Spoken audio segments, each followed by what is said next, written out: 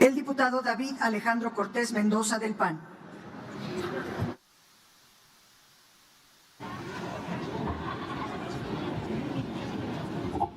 Muchas gracias.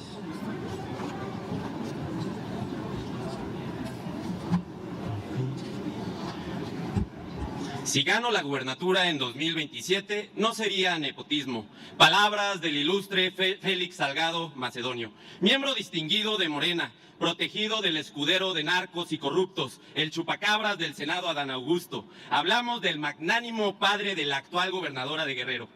Quise dar comienzo citando a uno de sus propios y distinguidos miembros de ese narcopartido que hacen llamar Morena, para que recuerden que no solamente están traicionando a México con el aplazamiento de esta reforma, sino que han sido desde el inicio de su fundación una total incongruencia, donde sus hechos sobrepasan a sus buenos y ocurrentes dichos. Ahí les va cómo quieren aplicar este cuento del nepotismo. Por un lado, lo que nos quieren decir es que sí, pero que ahorita no, que hasta el 2030, que esperemos tantito a que puedan cumplir con sus compromisos. Y luego, por otro lado, vienen a decirnos que cómo, si en los principios de Morena tienen no al nepotismo, como si alguna vez le hubiera importado sus principios. Y bueno, como traen a sus partiditos, esos rémoras que andan solo detrás de las ubres del poder y del dinero, les van a pedir a esos partidillos achichincles que sean ellos los que postulen a estos candidatos que puedan caer en este supuesto de nepotismo, y ya con ello los iluminados de Morena dirán que ellos le cumplieron a México y a su presidenta, que ellos sí son bien buenos. Pero todos ya sabemos que son el mismísimo cinismo con patas, garras y colmillos. Ustedes, Morena, son el vívido ejemplo de ser las bestias del nepotismo, que con esa hambre de dinero y sed de poder desgarran y asesinan cada vez más a nuestro país. A Morena no le interesa el pueblo. Hablan de soberanía cuando ya vimos con una simple carta del Mayo que quien manda en México es el narcotráfico. Sí, a quienes ustedes le entregaron el país. Cada uno de ustedes fue financiado por el narcotráfico. Unos ni cuenta se dieron y otros simplemente hacen como que no ven, pero extienden las manos y reciben dinero ensangrentado para ganar sus campañas, pero eso jamás les importó. Son valientes con el poder, pero cobardes ante la verdad. Nuestro país, ese que amamos y que tanto nos ha costado construir, está siendo secuestrado, pero no por fuerzas extranjeras, sino por un gobierno que se ha rendido ante el crimen y ha convertido el poder en un negocio familiar.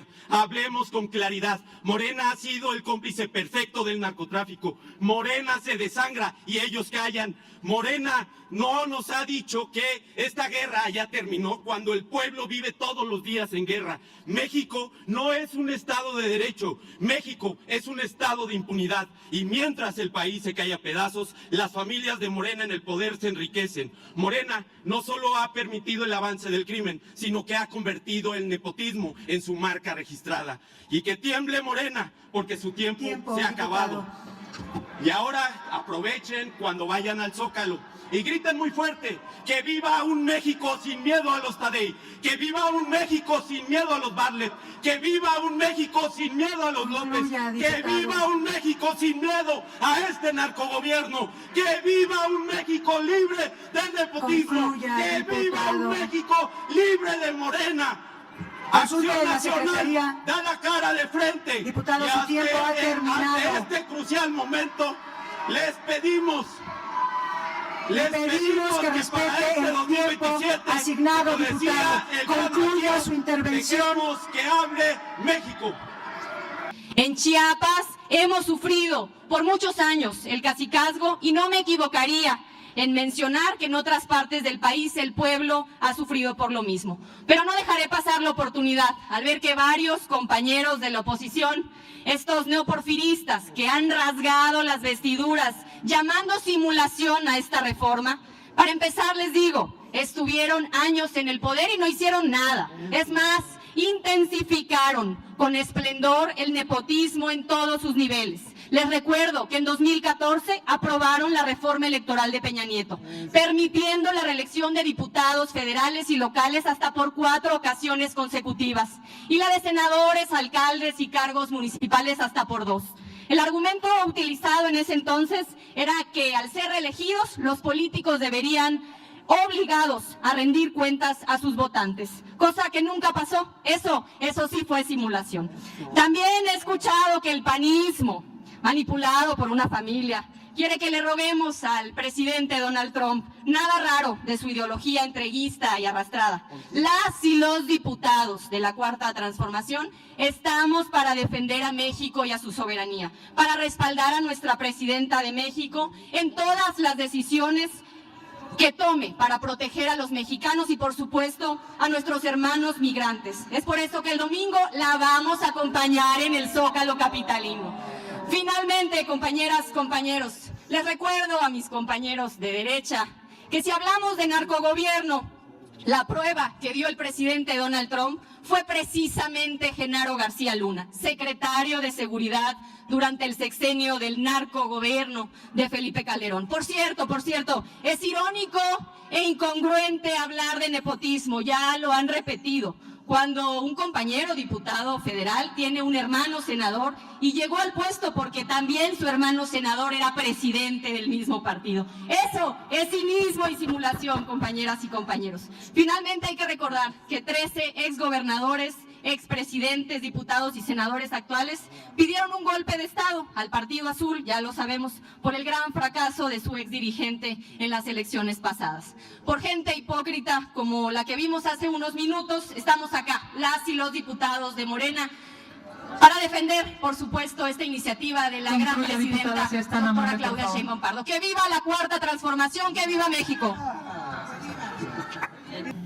Vengo a hablar en contra de la prohibición de la reelección consecutiva de los legisladores. Haberla propuesto es no entender ni la democracia ni la historia de México. Fechas importantes: la Constitución de 1917, su reforma de 1933, la iniciativa de 1964, la Cuarta Transformación, que fue en realidad la democracia y no esto que pretenden llamar transformación, y por supuesto la del 2014. La reelección consecutiva es un instrumento para la gente, no para ustedes. Por eso, en 1917, en la Constitución del 17, contrario a lo que ustedes creen, no se planteó la prohibición de la reelección legislativa, únicamente el Ejecutivo. No lo hizo Ricardo Flores Magón en el 1906 y no lo hizo Madero en 1910. Por eso la Constitución del 17 sostuvo un Congreso fuerte. Después, en 1933, ahí sí, una presidencia que quería dominar al Congreso, como ahora, metió la no reelección consecutiva. Y fue hasta 64 y 65, cuando se hizo referencia precisamente a ese gran error. Y diputados de todos los partidos aprobaron incluso en la Cámara de Diputados la reforma que permitía la reelección consecutiva de los congresos. En el 2000, como ya se los dijeron, la Comisión de Reforma del Estado, cuando llegó la democracia, propuso para el fortalecimiento de un poder legislativo la reelección consecutiva. Y en el 2014 se presentó esta reforma que la aprobaron también por lo menos dos de ustedes en la bancada de Morena. La aprobaron precisamente para que empezara a funcionar en el 2018. Y en el 2018, es decir, ni siquiera han dejado pasar 10 años para ver su funcionamiento. Lo que están logrando es una mayor sumisión del Poder Legislativo al Ejecutivo, promovida precisamente por ustedes. Promoverán entonces y fomentarán la ausencia de los diputados en el distrito. Promoverán la falta de profesionalización y la falta de especialización de los legisladores. Es un principio, como diría Tena Ramírez, el principio de la no reelección es incluso antidemocrático. Fomenta la disciplina partidista porque van a estar bien al servicio de sus dirigentes y contribuye desde luego a pasar de un sistema presidencial a un sistema presidencialista. No, hay mucha gente que se ha pronunciado en contra. García Naranjo decía: no es serio cambiar el Congreso cada 3 años. Entraña un disparate garrafal porque impide la formación de la carrera legislativa.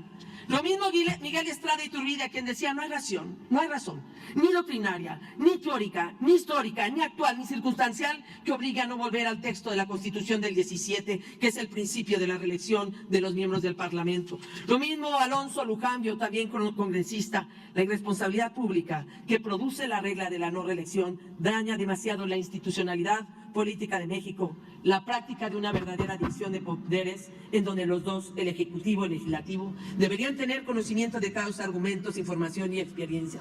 En el peor momento que tenemos frente a Estados Unidos, ustedes debilitan al Congreso. Aquí les traigo unas fotos también, para que vean que en el tema del nepotismo el problema es de ustedes. De ustedes, aquí están las familias, no de nosotros. Aprovechando que es un problema de ustedes, hemos presentado un voto particular en donde ampliamos la prohibición del nepotismo, pero ustedes no se atreven a aprobarlo. Muchas gracias. Imagínense ustedes que, como bien ha dicho mi compañero, el partido de el hermano de Marco Cortés, que se acaba de subir a hablar contra el nepotismo, o la esposa de Calderón, o el partido de Enrique Vargas, que va a heredar el puesto a su esposa, o el partido de los hijos de Marta Sagún, hoy vienen a querernos decir que es...